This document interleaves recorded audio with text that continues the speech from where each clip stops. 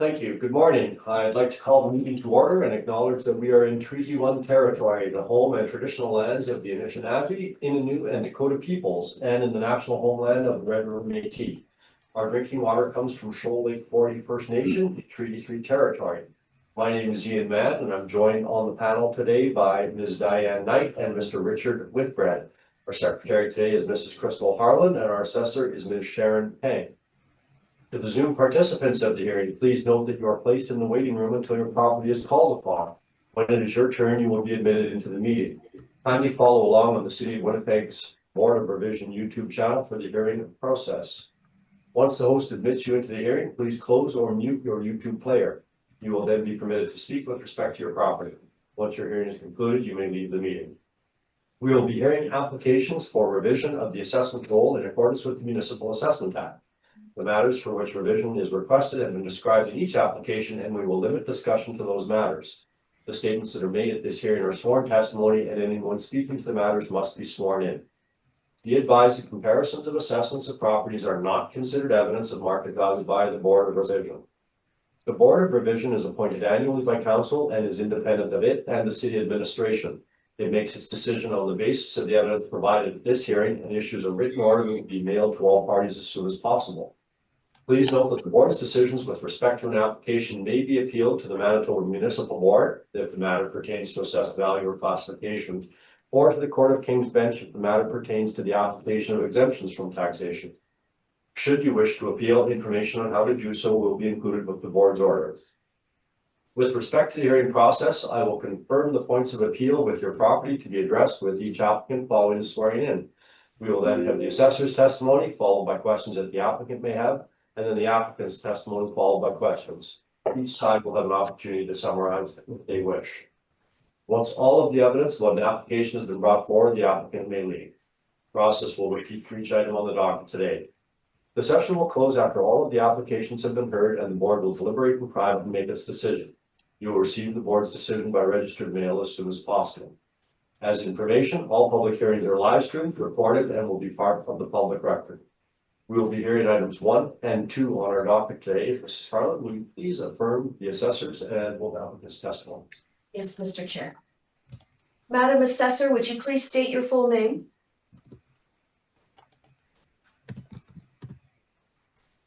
Madam Assessor, you're muted. Sorry, Sharon Tang. Thank you. Do you affirm that the evidence you are about to give at this hearing is the truth, the whole truth, and nothing but the truth? I do. Thank you. Okay. Mr. Smith, would you please state your full name? Trevor Smith. Thank you. Do you affirm that the evidence you are about to give at this hearing is the truth, the whole truth, and nothing but the truth? I do. Thank you. Mr. Story, would you please state your full name? My name is Jared Story. Thank you. Do you affirm that the evidence you are about to give at this hearing is the truth, the whole truth, and nothing but the truth? I do. Thank you. Thank you. Mr. Story in the waiting room now, Mr. Chair. Thank you. And we'll turn to the first matter on the docket, and that is the address at 2 Ken Oblick Drive. And as I said in the introduction, confirming the points of appeal prior to hearing the matter, and I would like some clarification on this, please. First, Ms. Tang and then Mr. Smith. I don't see any issue raised with respect to the application. And Mr. Smith, the only evidence you filed is the Board of Revision order from 6 Oblick Drive, dated May 1st, 2025. And the evaluations seem the same. And Ms. Tang, can you clarify, please, what the position is on this matter? We want to confirm the value. We want the board to be confirmed to confirm the value at $18,850,000. Okay. And Mr. Smith? So the confusion lies in the fact that a 2026 assessment notice was sent out to the owner, bumping the value back up to what it originally was for 2025. And it appeared that the city had done a reassessment following the 2025 appeal back to the original value. So that is why it was appealed internally, I guess, in discussions with Ms. Tang. I gather that is not the case. So we are accepting the $18,850,000 value. Okay, that does help explain. I had a number of theories verging on conspiracy theories with respect to this, but if that is the case, then Ms. Tang, if you will just confirm for the record that the assessed value that the city is recommending is is standing by is the $18,850,000 as was ordered by the Board of Revision on May 1st, 2025. Is that correct? That is correct. I also want to point out that the $18,850,000 was based on 80 units. And if you turn to my brief on page 3, it shows that there are a total of 146 units. So we will be sending the supplemental tax bills based on the $18,850,000 that we recommended. Okay, that will be an issue for another day. I'm sure that we will be. Yeah, we don't have page 3. Yeah, I do. Just looking here. Okay, yes, in any event, Ms. Knight, have you any questions? No, Mr. Whitbread, do you have any questions? Well, I had a number before Ms. Tang just clarified. It seems like the number of suites is different than what we resolved in May. It seems like the parking has changed. And then there's a question of some excess land, maybe, that I had. Do we need to deal with those given what we've heard? I think the assessed value that the city is seeking is the $18,850,000. There will be a supplemental, which I'm sure will be dealt with then, but I don't think we want to be dealing with the supplemental at this point. Agreed. Okay, I'll leave those until a later date. Right. And I know I'm going a little bit backwards here, but Mr. Smith, have you any questions or comments with respect to this? No, just comments. The owner is aware that they will be receiving a supplemental based on the 146 units. They were in place when the property was assessed as 80 units. So it's been a bit of a puzzle as to how it's been assessed, but we'll proceed through the process as it gets done. Okay, thank you. Then having heard the evidence of this matter and having heard the statements of both the applicant and the assessor, then we can conclude this matter. Thank you very much. Thank you.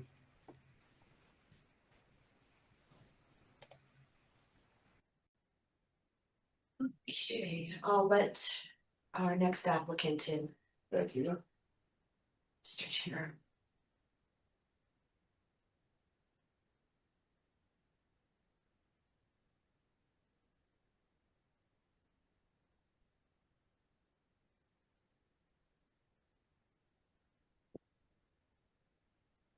Mr. Chair, I'm going to check if it's okay with you on what's going on with our screen. Okay. You just need a minute or two? Yes, please. Okay. Take a moment. There's a technical difficulty on our screen, so we're just going to take a brief minute to have Mrs. Harlan check on the screen.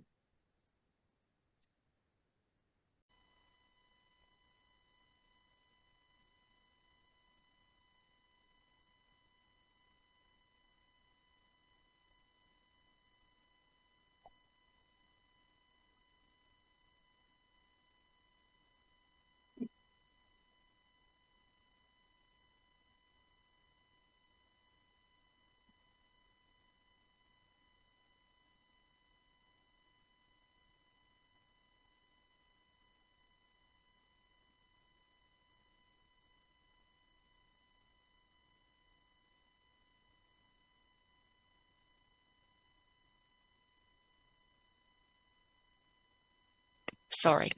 File number is 25-429. Roll number is 030930-10045. Address is 40 Ken Oblique Drive. The assessed value for 2026 is $7,816,000. So there are 2 buildings on the property. It was built in 2023. There are a total of 28 suites and 39 outdoor parking. The gross building area is 25,824 square foot. And page 2 and 3 of my brief shows the subject property photos and locations. And page 4 shows that the property was sold in 2021 for $1.5 million. And page 5 and 6 shows the permit for the construction of the new building. And page 7 shows the evaluation. So right now there are 2 one-bedrooms, 22 two-bedrooms, 4 three-bedrooms, and we use a monthly average rent of $1,658.24. Then we use 3.1% vacancy, 39.2% expense ratio, and 4.2% cap rate, and that gives us $7,816,000, which is equivalent to about $279,000 per unit. Page 8 shows the recent sales transactions on the market for the multifamily properties. And you can see these buildings were sold for about $265,000 per unit to about $283,000 per unit. And page 9 and 10 of my brief shows the subject property comparable rent and comparable locations. And 11 and 12 shows the cap rate studies. And page 18 to 21 is the picture of the subject property and the layout of the units. And that's my presentation.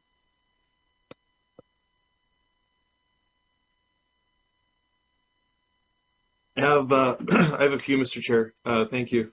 Ms. Tang, have you inspected this property? I just did a drive-by inspection. Okay. Can we agree that it is currently under construction? It's about half done? For the third building, yes, that's correct. Okay. Okay, and can we agree that these are, this is a row house and it's comprised of some townhouse units and some units that we would call flats. Is that your understanding? Yes. Okay.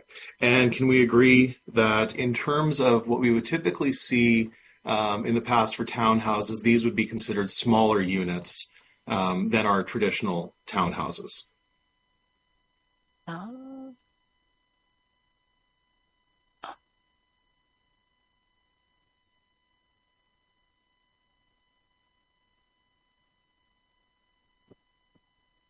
I'm not too familiar with that.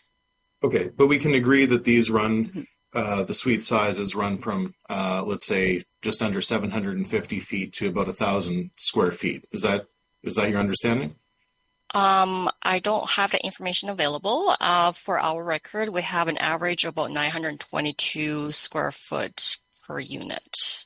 Okay, on page, I asked because I neglected to include it, but I'm glad that you did. On page 20 and 21 of your brief, you see the different units and you see the different unit sizes. That's confirming my question regarding the size, that these are indeed slightly smaller. Is that not fair comment?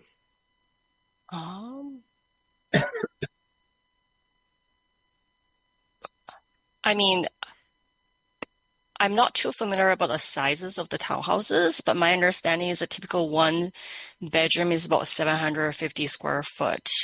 And this one, I think on page 20, it shows the Knox is about 720 square foot, which is pretty similar to an average apartment one bedroom. So that's all I have. And this is a wood framed building, correct? That's correct. And just to be clear, the assessment that was issued, the 26 assessment is model derived. Is that correct? That's correct. Okay. And then very quickly on page 4, you'd mentioned that the property sold for $1.5 million, but I believe that's the land sale. Is that your understanding as well? That's correct. Yes. Sorry. Okay. Okay. And the reason that I asked, Ms. Tang, now I don't typically, we're doing an income workup, but if I look at the declared construction value on the permits for the units that we have under appeal today, You've submitted here the declared construction value is $2,870,000 for each of the units. Is that correct? For Or for each of the building. buildings? Each Yeah, building. yeah. Yes. Yes. Okay. So is it not fair to say then if we take half of the land, which is being used for the 28 units under appeal today, along with that declared construction value, does that not come to a value of, I believe it's about 6.4 million. Is that not correct? 6,490,000, I should say. Sorry, take half of the land value? Right, because as we've established, the property is under construction. It's half built, right? There's another side of this property that will be developed over time, and I'm sure there'll be a supplementary to capture that new build. So if we apportion half of the land sale of 1.5 million, that's 750,000, plus 2,870,000 times 2. Mathematically, that sums to 6,490,000. Is that not correct? But I think there will also be surplus land as well as the construction cost for the landscaping and parking lot and service cost. So it's not just the land building by itself. There are other things. It's not like the building it was built on the concrete. I mean, it was built on the gravel road. They have to do a lot of other works on top of that. Right, and to is that make the not captured building in that? livable. Is that not captured in those two permits that you've submitted? No.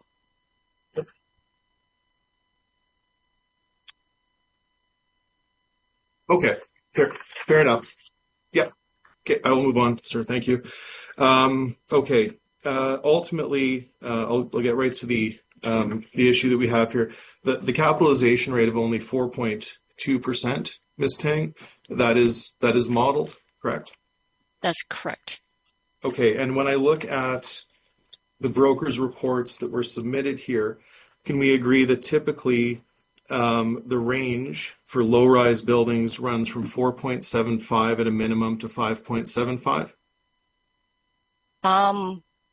Yes, but at the same time, we also don't have any information regarding to how the cap rate was calculated by the broker. So we don't know what net income they use, what sales information they have, and things like that. So we don't know exactly what cap rate they have to use. Sorry, how they calculate the cap rate. The cap rate study we have provided on page 12, we use all these sales from I guess the MLS listing, and then we use the 3 years income and expense information provided by the owner, stabilize them for all these properties, and then we have a cap rate calculation for those properties.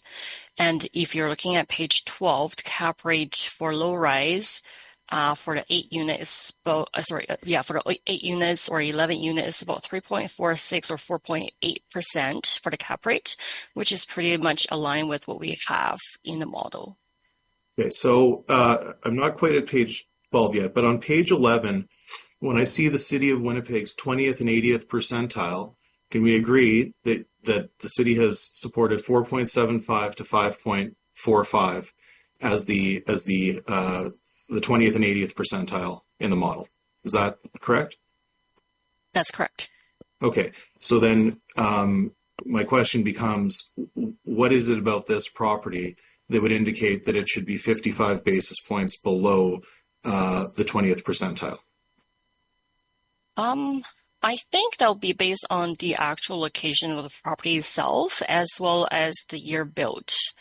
This property is fairly new and it's also in a desirable area, so it doesn't really fall into the 20% to the 80 percentile that we see on page 11. But like I said, the page 12 shows the more specific sales, and also the page 11 shows the general information of the entire city, not for specific areas.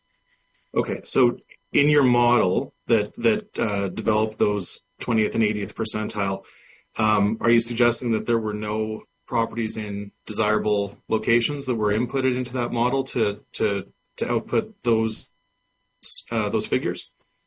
I think there are. I'm sure there are lots in there too, but also is the 20 to 80% percentile. It doesn't include the entire 100% percentile. So we don't know exactly what exactly are the outliers from these sales. So like I said, I think page 12 will be providing a more detailed information and more detailed sales. Okay. And those sales, as we move to page 12, were these sales used in the model? I believe so. Okay. Okay. Now, to be fair, and just one last question on how the model is derived. Were there sales of row houses that were included? If we can get any information regarding to the sales and the net operating income, then those will be included. Okay. All right. But just to be fair, there are no commercial row houses in this data set on page 12, correct? These are all typical apartments? I don't believe so. Okay. Okay. All right. I think I will leave it there, Mr. Chair. Thank you, Ms. Tang.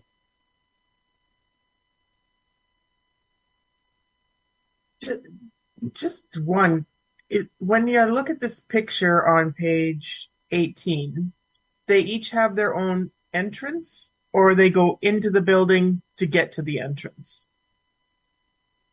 My understanding is that they have their own entrance, but Okay. I think maybe Mr. Story might be able to confirm that.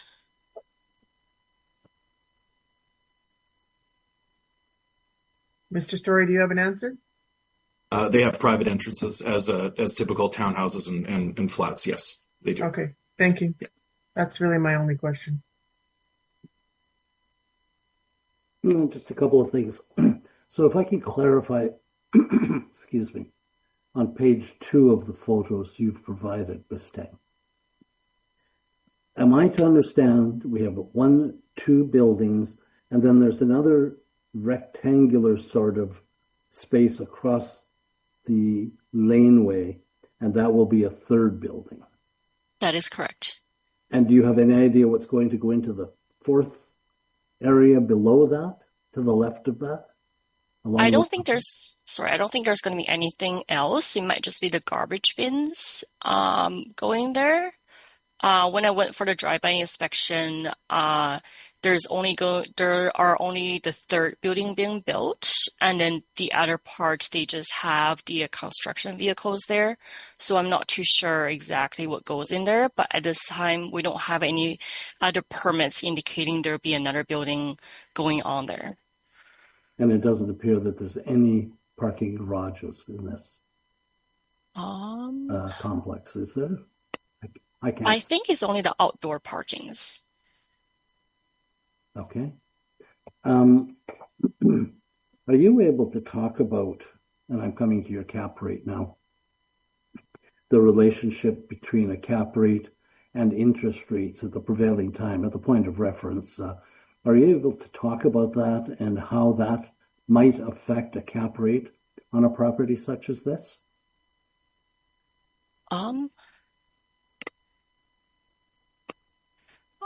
I think, in my opinion, when interest rate rises, it's going to make it more difficult for the people to purchase a house themselves. So when that is the situation, you actually increase the demand for the apartment buildings, and especially for townhouses like this, they have their own private entries that is more similar, like a row house apartment is very similar to a privately owned row house owners by themselves. So I think for row houses rentals, I think is more desirable for that reason. But I don't have any specific studies regarding to exactly how much the interest rate increase affecting the cap rate. But I just think it'll be more desirable for these type of properties. Do you know what the interest rates were running at that point? Reference date? No, I don't. Okay. So the system would factor that in, you think, and come up with this 4.2? That is correct. Yeah. So we do take the income and expense information from the property owners. If that is the information they provided, then that'll be the data we use to analyze and generate the cap rate studies. And as we know, a lower cap rate will produce a higher property value, won't it? That is correct, but I think it also means the properties will be more desirable, which align with what I mentioned earlier. When the interest rate is higher, there's a higher demand on this type of rental properties, which makes sense. The cap rate will be lower. Yeah, you've said that several times. Can you talk to the desirability of the area these buildings are in? I'm looking at your page 3. Is this a desirable area? Is it a... In my opinion, yes, it is. Okay. I may come back to the interest rate questions with Mr. Story when we get to his turn. Mr. Chair, thank you. I have no further questions.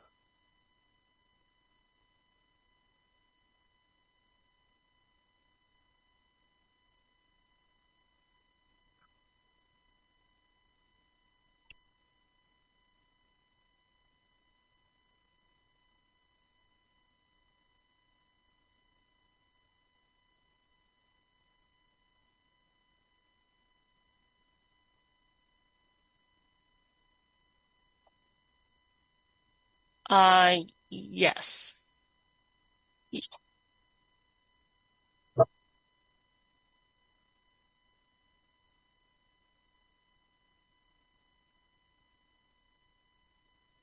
Yeah.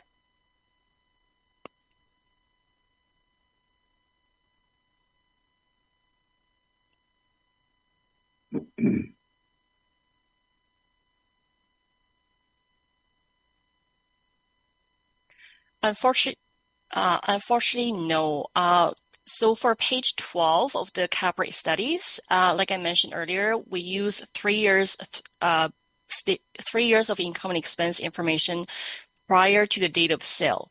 So for these properties that I listed on page 8, these ones are fairly new constructed properties. So they don't have a 3 years income and expense information for us to calculate or stabilize the net operating income. So we're not able to calculate the cap rate for these 3 properties.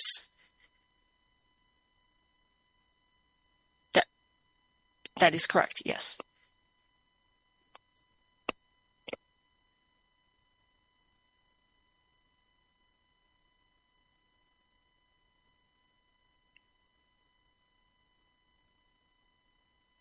Mr.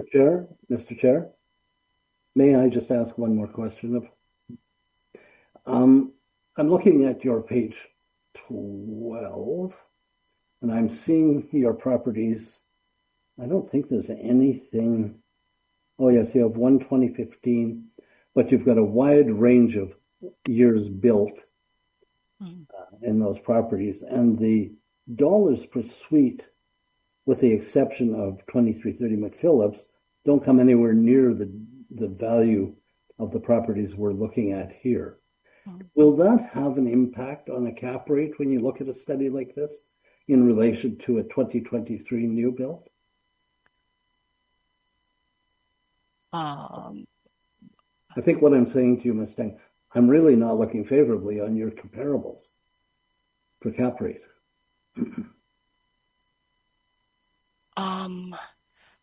I'm sorry, I'm a little confused. I'm not too sure how the price per suite is related to the cap rate. Well, the building is in no way the same value building. I don't know if they're inferior builds or if they're just old, but the risk on those would be higher, I think, in investing in an older building like that than investing in a new building like this. So bring it to age then, if you're uncomfortable with that, year built, effective age.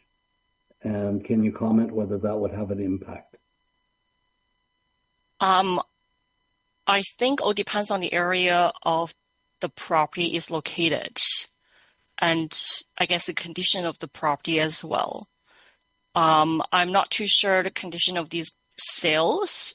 Some might be renovated and some might not be, but I'm not too familiar with what exactly the condition was for these sales on page 12. But we only calculate the price per suite after we use the net operating income and the cap rate to calculate the overall value. And also we're using the sales value to, I mean that would give us the sales price regardless. Even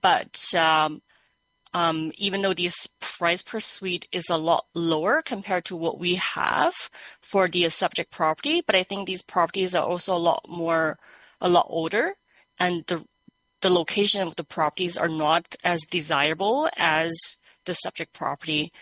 These properties are mostly considered as a mature neighborhood, which means these properties, the neighborhood has already been established before the 1950s. But the subject property is located in Bridgewater and is they're still developing the area, and they're still building new buildings, new apartments, new houses in the area. So I think for that reason, the cap rate should be what is given as the model is. So you're accepting the model. You haven't made any. You wouldn't make any adjustments to that cap rate. I think the sales and the price per unit is pretty compatible to what we provided on page 8 as well as page 12. If you're looking at page 8, these units are sold a lot higher compared to the subject property per unit basis. And these are all pretty much new built. So, and then the subject property is even newer compared to these buildings. None of these properties on page 8 come close to the areas that you put on page 12. Burroughs Avenue, Yonge Street, Sargent Avenue, Maryland Street. Would you classify those as desirable as the area the subject property is in? I think the subject property is superior compared to the properties listed on page 12, and is very similar to the comparables listed on page 8. That's what I'm thinking too. Okay, thank you. You've confirmed what I was heading for. No further questions, Mr. Chair. Wonderful. Thank you very much. So once again, we're at 40 Ken Oblick Drive. I just want to touch on one point that was raised in question while it's still fresh in our minds. Mr. Whitbread had a very good point about, or good line of questioning regarding the cost of money, cost of borrowing. The GIC return at the reference date ran between 4.5 and 5%. And you'll see the reason that we've applied a 5.25. I will get to that ultimately, but one must consider the availability of other investment vehicles and the risk associated. So if you could purchase a GIC at the reference date that returned 4.5 to 5%, it would be illogical that you would develop a property for a return of 4.2%. So that is something that we've outlined in great detail in our standalone submission on the capitalization rate, but I want to touch on that very quickly. Okay, so I visited this property 2 weeks from today, 2 weeks prior to today. My photos are loaded in the front part of my brief, and then we have the same marketing photos that Ms. Tang included. You will see that this property is indeed under construction. So we've not made any adjustment there, but it is certainly a developing neighborhood, and Ms. Tang is quite correct. It is not an established neighborhood like some of the other comparables, and it will certainly be a competitive area because there's a great deal of multifamily options being developed in this South Point West neighborhood. We reviewed the rents that were applied against CMHC. And we don't have a concern necessarily. You can see that at the reference date, we're looking at rents between $1,058 for a 1-bedroom, $1,857 for a 3-bedroom plus. Now, I'm cautious with that because that is 3-bedroom plus, so that can be 3-bedroom plus larger units. And then we also see that the vacancy of 3.1, we have accepted it, but I do caution that in the outlying areas of the city of Winnipeg, as per CMHC, the vacancy is much higher for one-bedroom units. It's 10.1, as germane to our reference date. So we don't have many years of data, operational data, to stabilize expense ratios or vacancy. Well, time will tell. So for the purpose of our exercise here today, Mr. Chair, we've simply asked that an appropriate capitalization rate be applied. Again, we've provided you with a full study. We don't have a row house. Now, I'll be very cautious in when we look at the sale price per door that Ms. Tang has supported here. That is a direct comparison exercise. So we have to be very careful that we're comparing like items. I know, for example, that the Lumen property has balconies and it has private garages. This is something somewhat different. This is the new style of townhouses that are smaller, as well as these smaller flats. And you'll probably see more of these being developed today. We see a number of these. So these are somewhat different than the older style of townhouses where they have larger multi-floor layouts. These are indeed smaller. I will point out as well that we would apply a baseline for newer properties of 5%. We do, as a matter of practice, apply an adjustment for commercial row houses. Now, in the past, the city of Winnipeg, they agreed with this. They would apply a slightly higher capitalization rate for row houses, and it's largely based on the configuration. They are simply not as efficient as what we'll call a typical vertical apartment. You have more units to take care of. They're typically self-contained. You have more land, more buildings. So that is the rationale and the justification for applying a 5.25 capitalization rate as opposed to our typical 5%. You have that study, and we've talked about it a number of times. So ultimately, our conclusions lead us to believe that a baseline of 5% is appropriate. We have considered the cost of money, the cost of borrowing, and the returns of other investment vehicles that are far more liquid than real estate. And that is our rationale. So the net operating income we've accepted for our purposes today at 328,257.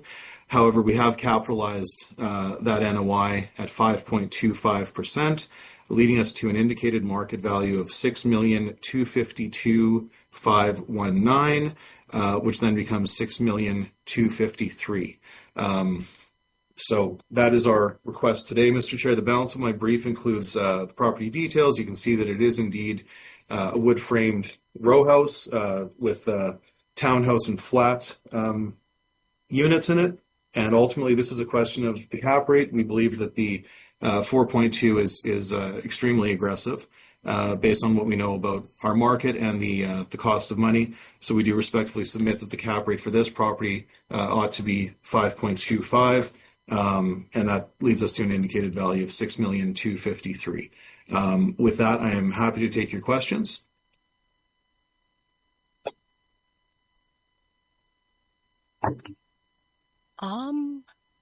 So I guess I'm a little bit confused about the sales of I guess I meant the purchase of the car versus the purchase of real estate. So I guess if I'm understanding correctly, people tend to purchase car more compared to purchase a house because the interest rate was higher at the time. I'm not following the comment about the car. I just thought I heard something about the liquidation about the vehicles versus the real estate. No, Ms. Tang, I'm talking about GIC, so I'm talking about government bonds. Okay, Treasury so bonds. I'm just wondering if you have any studies to show that people purchased GIC more compared to real estate during that period of time. No, what I'm suggesting is when we look at the application of an appropriate capitalization rate, one of the underlying postulates, I suppose, of valuation theory would indicate that we need to look at the availability and returns of other investment vehicles, and it's a risk-reward consideration.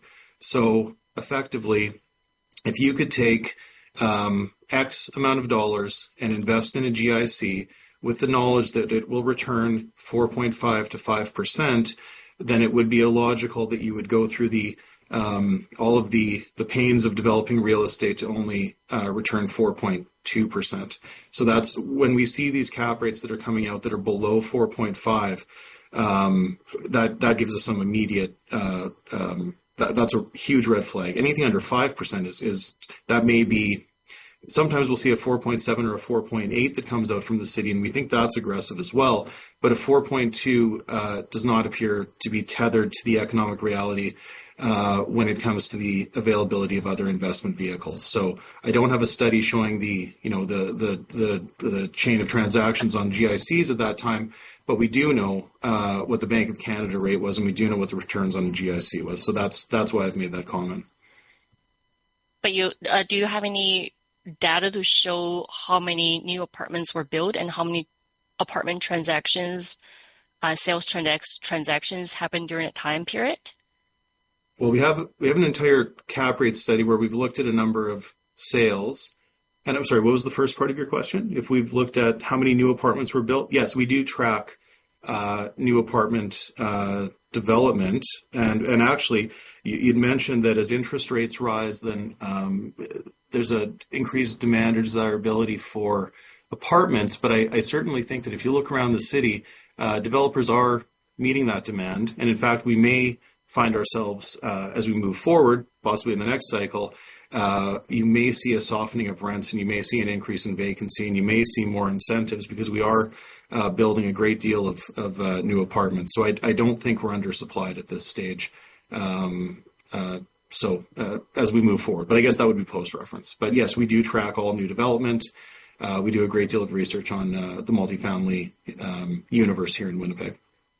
So would you agree that the reason, I guess, constructors are building more apartment buildings is because there's a higher demand? That's why they're building it, is because it's going to be profitable for them. Otherwise, they wouldn't be building anything. Typically, yes, builders develop multifamily to meet market demand. Yes, that's a fair statement. Okay, no further questions. Yes, I think your comment can be put in context by saying in 2023, we had a different market than we have today even, or the 10 years leading up to 2023. Isn't that correct? Certainly. Yeah. Yes, I agree. A different interest rate environment. Yeah. Absolutely. Yeah. Through COVID, things were somewhat atypical, I would say. Yes, that is fair comment. Yeah. And so if I could play back your words, just so I make sure I understand this, is you suggest, you don't suggest, you state that in an era of 5.5 or 4.5 to 5% interest rates, as an investor, I'm going to look at my pot of money and I'm going to say, where can I invest it to get the best return? And at a 4.2 cap rate in a 4.5 to 5% interest environment, I would be kind of silly if I were to put that money into the 4.2. It just does not make sense. Thank you. Yes, that is what I'm trying to say. dumb this Yes. down for myself. Thank you very much. And so if we think about now, we drop that interest rate to 2.5% or 2.75. Now it might make sense to see a cap rate at 4.2. Is that a fair statement too? No, we're not. So the yield market doesn't move at a 1-to-1 with the cap rates that we see in real estate. So no, we're not seeing 4. That's not to say that we won't see them at some point in the future. But as of our reference date, we're not seeing 4.2. Yeah, I can't predict the future, but perhaps. I mean, who knows? We might, and there may be multiple other factors. We may see higher vacancy. We may see a softening of rents. There are all sorts of other factors that could happen between now and then, and so it's hard to say. But I can say with certainty that we're not seeing 4.2 cap rates as we're referencing. I understand that, but you did use the word philosophy, and the approach to finance and investment sort of follows the model that I painted. the lower the interest rates, perhaps we would see a little bit of a decline in cap rates. You may see compression if the interest rate becomes exceptionally low. Yeah, That's all I'm that trying to may happen. establish. Yeah, that follows. Yeah. Okay, bear with me. I made other notes. I don't know if I need to go through them. Really, this is a cap rate discussion because you're equal on everything else. So no, I'm going to leave it there, Mr. Chair.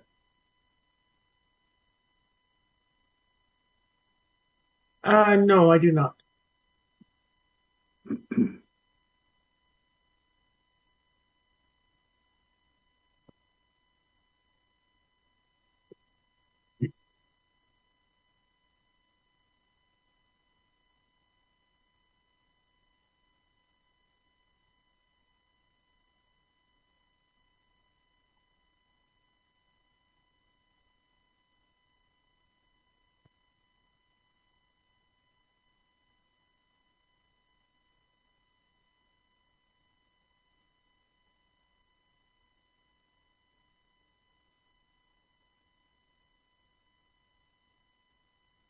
Well, it's new, so I suppose we could call it a low-rise A for our purposes. I think that's fair. Yeah.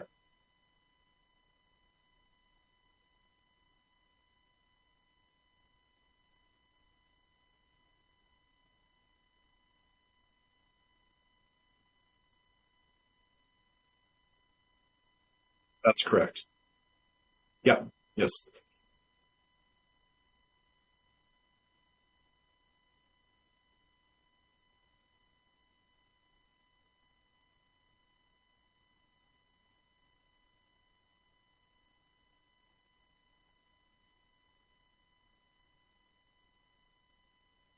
Great question. No, we don't have a standalone. That would be, well, we're in a somewhat of a smaller market, so we don't have, you know, maybe as many sales as we would require to have a meaningful study on townhouses and row houses.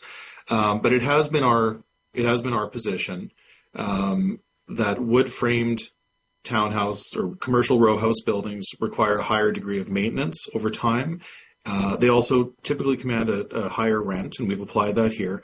But they do require a higher degree of upkeep. Now, in this case, we do not have, as I mentioned, many years of operational data to support that. So we've applied what I would consider an expense ratio that would be more applicable to, I'll call it a typical vertical apartment, as we know. But it has been our practice again to adjust by 25 basis points. And as I mentioned in the past, the city had provided a cap rate adjustment upward for this type of construction. I believe it was on the same basis. So I don't have a study, but this has been our sort of accepted practice for many years.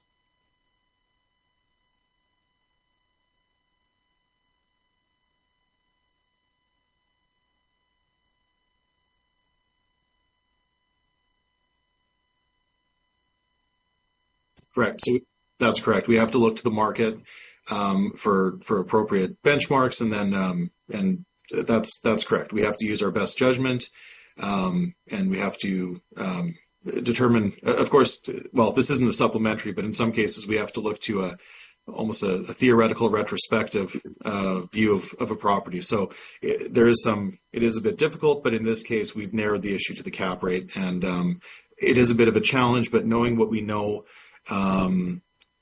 Where the cap rates at a base level should be 5%, given the adjustments on a site-specific basis for the construction type and layout, we do feel that 5.25 is not excessive and is quite reasonable. I did.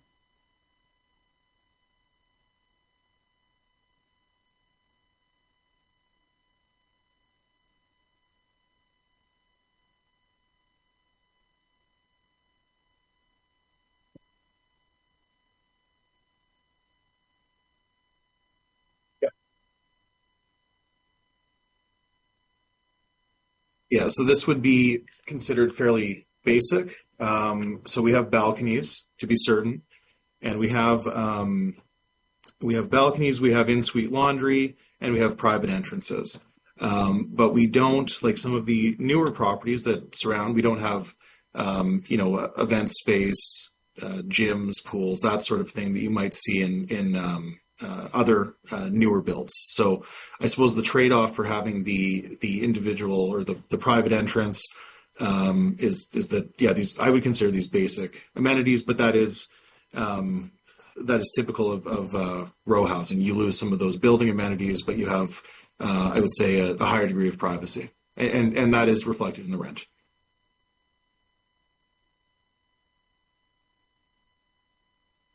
Sorry, I do have a further question. When it comes to row housing, is that changed what we think of row housing now as what we used to, 10 years ago, 15 years ago, where row housing was more of a affordability for the lower income type units that would be maybe in the North End, maybe different areas that was row housing before, and now row housing is because it's in a row. It's a Right. building that's put there. I think I see where you're Yeah. going. So commercial row housing, I think maybe they're, okay, I want to be very careful. Yeah, I know. If there is, call it a stigma around row housing Yes. or some Yes. such thing. We're not suggesting that. We're just saying that this is the physical construction is, like, as you mentioned, that they're built in a row, so they're built as opposed to being built vertically up. But what has changed, at least that I've seen, there are many townhouses, and of course the marketing would say, well, these are townhouses and flats, right? So Right. so we have a mixture here, and we're seeing more of those built, and it is.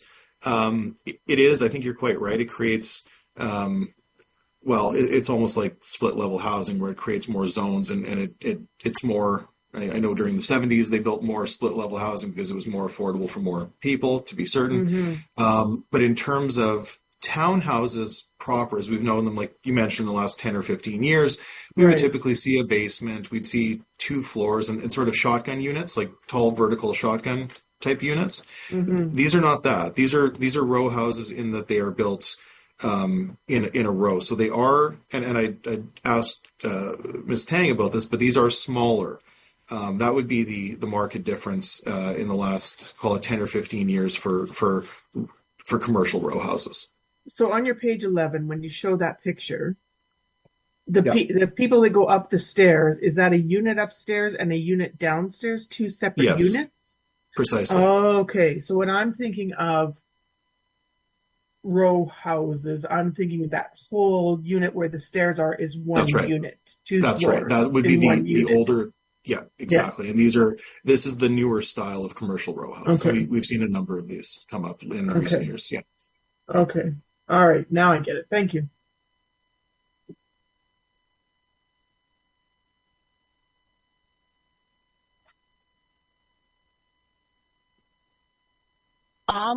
Okay, so I just want to say that when we're looking at the property value, I think looking at the cap rate itself is not sufficient. We should be looking at the income and expense and net operating income and just total sales value as a whole.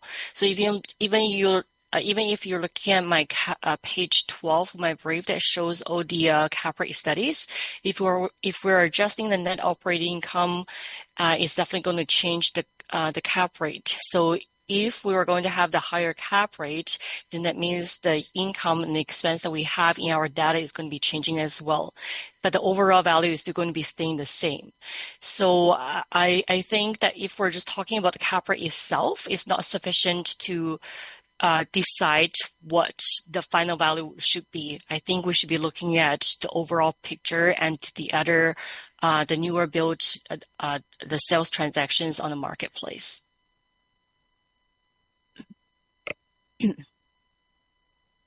Yes, absolutely. Thank you. I respectfully disagree. We do need to look at the capitalization rate. In this case, again, we've narrowed our issues. And over time, when we have more comprehensive, when the property's been running for many years, we'll have stabilized operational data to present. But at this point, we've looked at the issues of concern. We don't have an issue with the with the net operating income.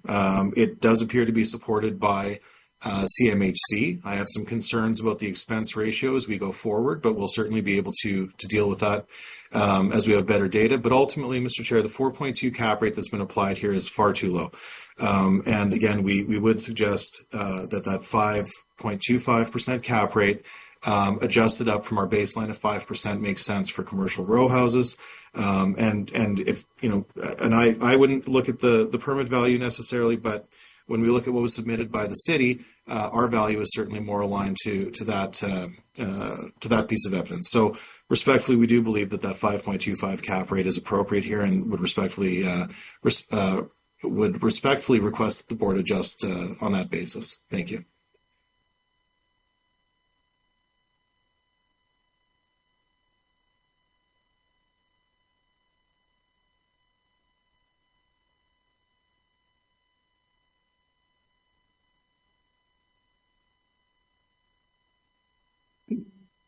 Thank Thanks, you. everyone. Thanks, guys.